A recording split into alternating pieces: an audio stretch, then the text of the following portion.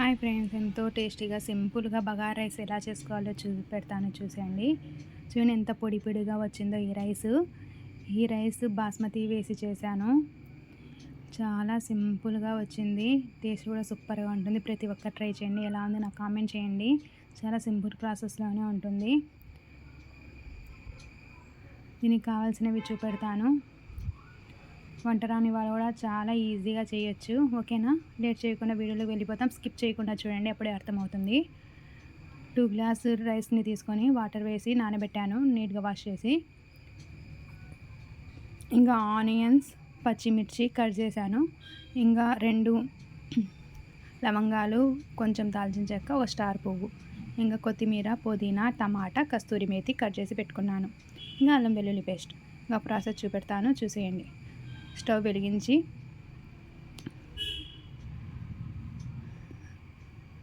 దబ్రా వేడైన తర్వాత ఇందులోకి తగినంత ఆయిల్ వేయండి. ఆయిల్ వేడిన తర్వాత కట్ చేసి పెట్టుకున్న ఆనియన్స్, పచ్చిమిర్చి వేసి కొంచెం లైట్ బ్రౌన్ కలర్ వచ్చేంత వరకు వేయించుకోవాలి.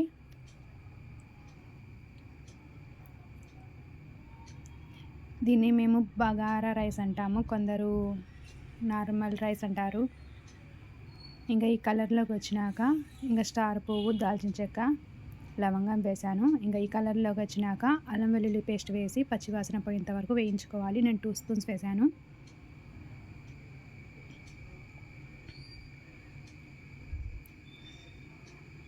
చూడండి, ఇలా వేగింది కదా. ఇందులో కట్ చేసి పెట్టుకున్న టమోటాలను, తగినంత ఉప్పుని వేసి మూత పెట్టేసి టమోటాలు మగ్గేంత వరకు మగ్గించుకోవాలి. చాలా సింపుల్గా ఉంటుంది. ప్రతి ఒక్కరు ట్రై చేయండి.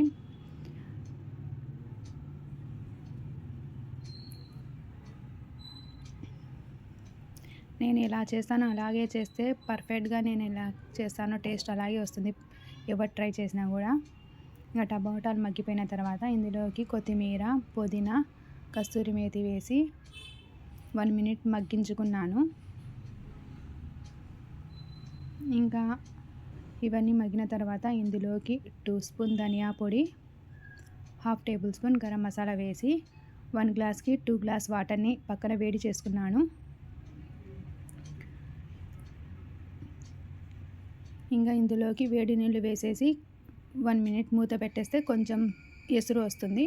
ఎసురు వచ్చినాక నానబెట్టుకున్న బియ్యాన్ని నీటిని మొత్తం తీసేసి ఇందులో వేయడమే. అంతే, చాలా ఈజీగా అయిపోతుంది.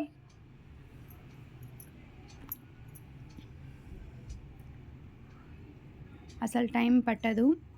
పక్కన వాటర్ వేడి చేసుకొని వేసుకుంటే 15 మినిట్స్లో అయిపోతుంది ఈ రైస్ చేసుకోవడం. చాలా ఈజీగా ఉంటుంది. టేస్ట్ మాత్రం భలే వస్తుంది.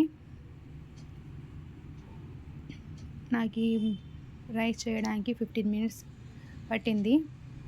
అంతే, ఇంకా కొంచెం మూత పెట్టేసి వాటర్ని మరిగించుకోండి. చూడండి, ఇలా మరిగిన తర్వాత ఇందులోకి మేము బియ్యం వేసుకోవడమే. బియ్యం మొత్తం వేసి కలిపిన తర్వాత ఉప్పు చూసుకోండి. ఉప్పు సరిపోకపోతే పైనుండి ఉప్పు వేసుకోండి. ఉప్పు ఎక్కువ ఉన్న టేస్ట్ ఉండదు, తక్కువ ఉన్న టేస్ట్ ఉండదు. పర్ఫెక్ట్గా ఉండాలి ఏ రైస్లోకైనా ఉప్పు, అప్పుడే టేస్ట్ ఉంటుంది. చూడండి, మూత పెట్టేసి మధ్య మధ్యలో కలుపుతూ రైస్ దగ్గర పడేంత వరకు చూసుకొని, దగ్గరికి వచ్చినాక రైసు స్లో ఫ్లేమ్ మీద 10 నిమిషాలు దమ్కి పెట్టుకోవడమే.